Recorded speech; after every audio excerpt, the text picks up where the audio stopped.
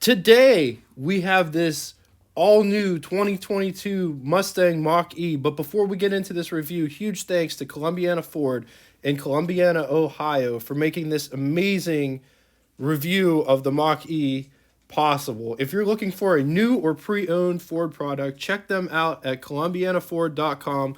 Link in the description below. Okay, let's talk Mach E. This is Ford's all-new electric offering. When referring to this car, I'm only going to refer to it as the Mach E, even though Ford wants everybody to use Mustang Mach E.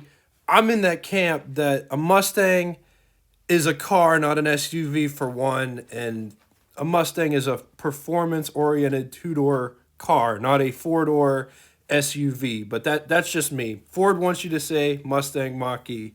And it makes total sense why they want that, because they got the Mustang recognition already built into the brand, blah, blah, blah. Okay, let's take a minute and talk about the chassis that is underneath this car.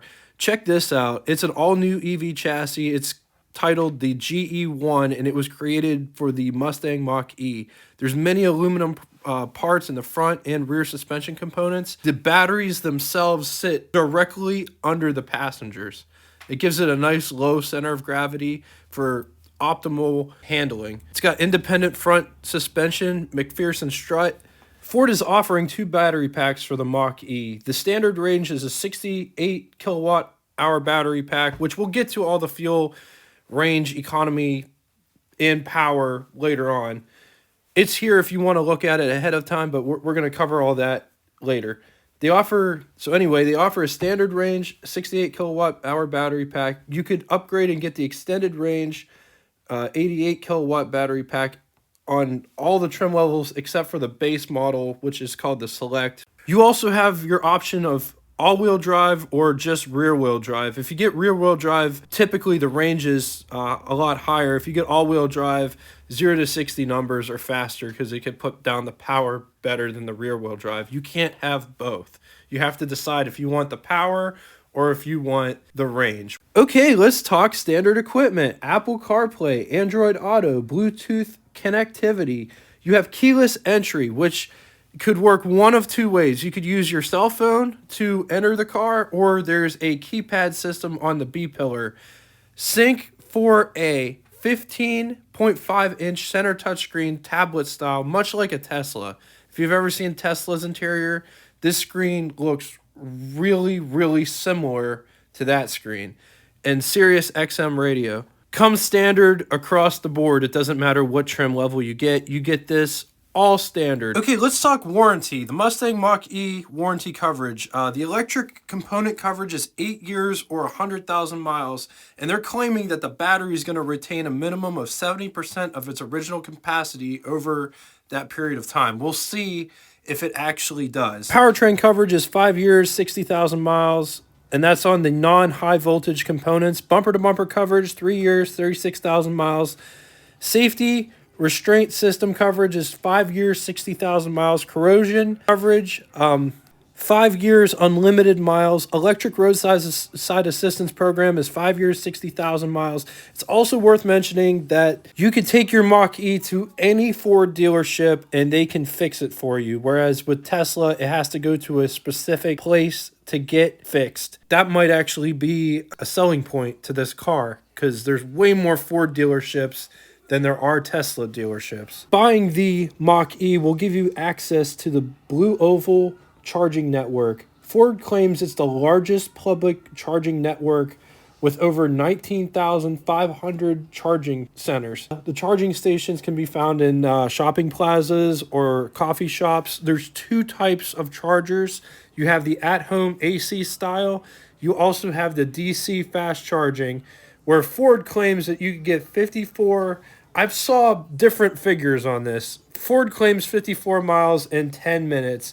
I've also saw other reviews saying that it could get up to 61 miles in 10 minutes. So in the comment section below, if you have one of these, which one is it? Is it 54 or 61? And Ford also has a disclaimer on their site saying that miles may vary due to battery degradation. For those of you that are new to the electric car segment, the batteries actually get weaker over time, meaning they don't hold as much of a charge as they did when they were new. So a lot of these electric car companies will tell the customer to not charge the battery to 100% unless you're going on a road trip. The thought process behind this is the batteries aren't getting fully charged, so they should last longer. The Mach-E is offered in 4 trim levels: Select, California Route, Premium, GT. Let's talk about the Select. The Select, or the base model, starts at $43,895. Copilot or Ford Copilot 360 comes standard across the board. Rear-wheel drive figures are 0 to 60 in 5.8 seconds, 247 miles of range, 266 horsepower, 317 foot-pounds of torque. You can opt and get the electric all-wheel drive system, which would put you at 224 miles of range, 0 to 60 in 5.2 seconds. There's only one battery available for the Select model. That's the 68 kilowatt hour battery. Okay, let's talk about the California Route 1 trim. It starts at $52,775.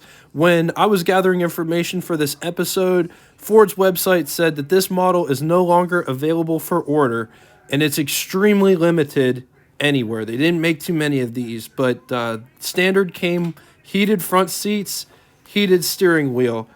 314 miles on the extended battery range for the rear-wheel drive version, 312 miles for the all-wheel drive version, 290 horsepower rear-wheel drive, 346 horsepower for all-wheel drive. The all-wheel drive version with the extended battery could go 0 to 60 in 4.8 seconds. Okay, moving on to the Premium. It starts at $49,100. Ford also had a disclaimer on this one saying that they no longer are taking orders for this one either. But this one features Ford Blue Cruise technology and a panoramic fixed glass roof. You could get this with either the 68 kilowatt hour battery or the 88 kilowatt hour battery.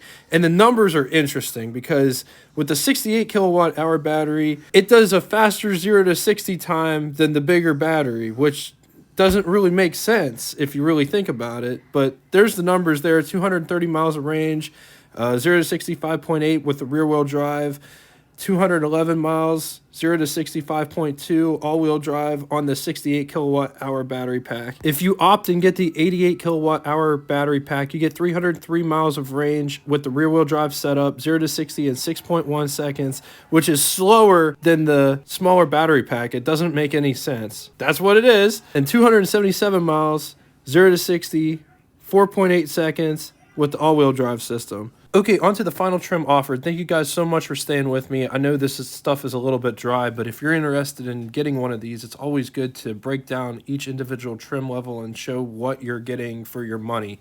GT starts at $61,995. The GT trim level offers 2 GT options. The regular GT, which has 480 horsepower, 600 foot-pounds of torque, 270 miles of range, 0 to 60, 3.8 seconds. They also offer the GT Performance, or GTP, 480 horsepower, same horsepower figure. Torque gets pushed up to 634 foot-pounds of torque, 260 miles of range, 0 to 60 in 3.5 seconds. It's also worth mentioning that you can only get the GT or the GTP in all-wheel drive. Okay, with all that out of the way, let's talk about the styling, the exterior styling of the Mach-E. What do you guys think of the styling? I think that they absolutely nailed it with the styling, but I will say it looks like a Tesla Model X in certain spots. They've all taken the Tesla approach with the front of the grille, how it's shaped. But as we come around the back here, I definitely like the lines of it. I just wish that they didn't use the Mustang name. But what do you guys think in the comment section? I think it's in my opinion, it doesn't look ugly at any angle. What do you guys think in the comment section below? Okay, moving to the rear. Check this out. So if you want to open this, there is no button. You have to put your foot underneath the bumper to get the tailgate to go up. This is a privacy privacy shade. It's supposed to sit right in there like that. And then check this out. So this is how much space you have if you have the rear seats folded down.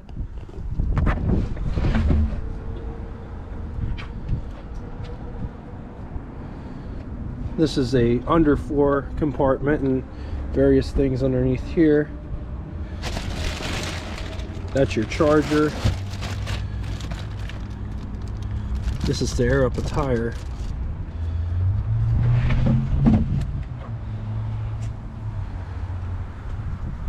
You also have a 12-volt power port back here.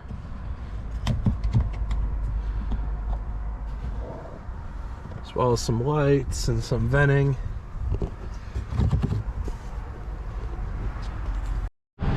Coming back to the rear, this is with the seats up in the up position. This is how much space you have. It's incredible amount of space. Okay, so getting underneath the hood section, we've already popped the hood section twice in the inside. So here's what you got for storage for the front trunk, or the frunk as it's more commonly referred to.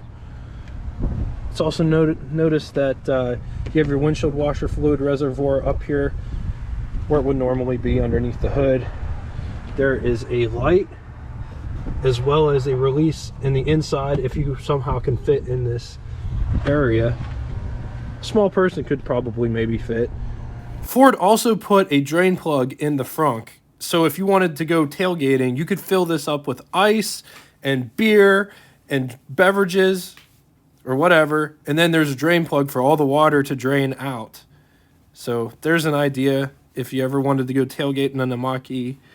Okay, getting inside the Mach-E, you just push this button and it pops the door open for you. But before we get in, notice you still have, there's a keypad here with various numbers like 1, 2, 3, 4, 5, 6, 7, 8, and 9 and 0. And this is a unique Ford feature that only Fords have. And if you wanted to leave your keys in your car, you could. And then just Ford programs a code for every vehicle. You just put the code in, it would unlock the doors, pop the trunk. So to get in, we just hit this button here. And notice the door comes open like that. Okay, getting inside the Mach-E. Just notice how minimalistic it looks in here. The seats are really nice. I love the way the seats felt. You got a heads-up display behind the steering wheel. 15.5-inch center touchscreen, mounted tablet style. It has a really cool and unique wheel at the bottom that you could use to go through different menus on the screen. Notice there's one vent running the whole length of the dashboard, kind of in the center. It's not one vent per se, because you have multiple areas where you could control the airflow.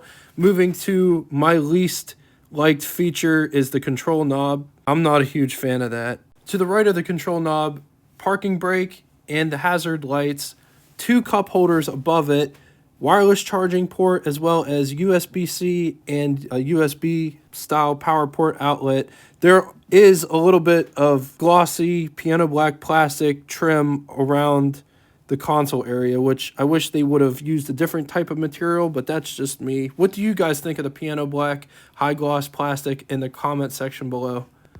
So after you put your foot on the brake and hit the power button, the heads-up display, this is what it shows. Off to the left-hand side, you have your range. Right below your range, it tells you what direction you're facing. It gives you, I don't know if you can see it, but it's a little tiny Mustang Mach-E right there. It says ground speed underneath the miles per hour, underneath the 0, because we're not moving right now. It says how many miles per hour you're going right there in the center. Off to the right-hand side, it shows you your drive selector, your drive position, like park, reverse, neutral, drive.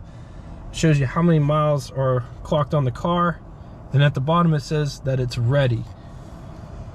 Moving over here to the Tesla-esque screen. I say that because Tesla was the very first one that started putting screens in cars. That was almost over 10 years ago now.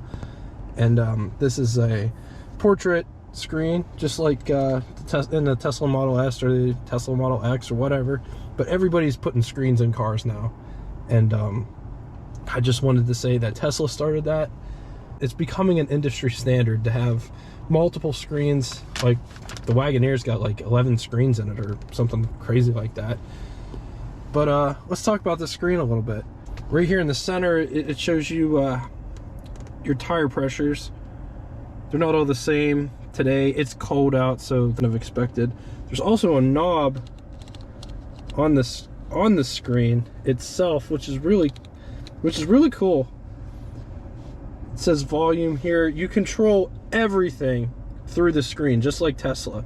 So if you want to change the temperature, you change it. This one's got dual climate control, so the passenger has access to whatever they want to do. I'm not a fan of heated seats. It's weird. But this has heated seats. Here's the heated steering wheel function down here. This is like fan speed. It's all the way up.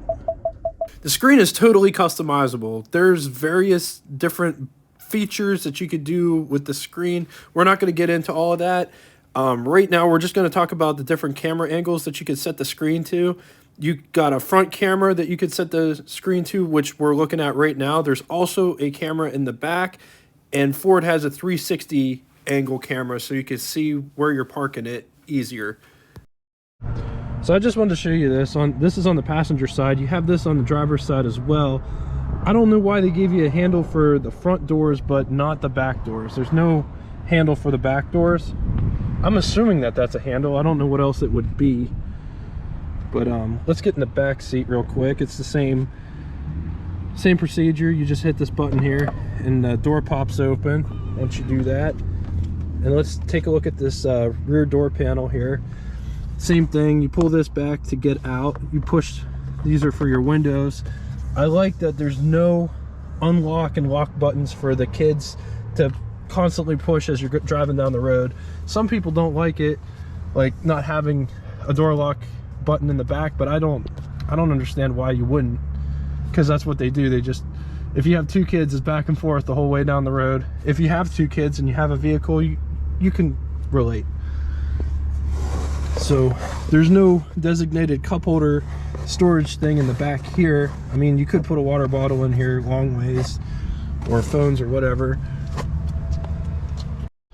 Okay, getting inside the Mach-E. It's going to be actually relatively simple, I think. Pretty normal sized car. So this is the rear seat, and it's a good place to be. I got adequate headroom, I would say. There's a little bit of a bump here to allow more headroom, which is nice. But if you move up here, your head is kind of hitting a little bit. But back here, it's fine. This is what I got for leg room. I got plenty of leg room. I actually can move around a little bit. That's how much leg room you would have if you're on the other side. It's pretty spacious in here for a small crossover SUV type thing. I want to add one side note. Apparently these things come with the child locks already intact. So if you get in the back seat and you're alone, you won't be able to get out. Even if you have the key and you hit the unlock button, it won't unlock. You have to have somebody outside to physically push the button. So getting out of the back seat was a little bit of a challenge for me. Okay, getting into the rear interior back here, it is super nice. Look at this leather. There's map pockets for each rear seat passenger, except in the middle, of course. You have climate vents in the back of the console, and you can choose the airspeed that comes through. There's also a USB and a USB-C power port outlet. There's a armrest with two cup holders.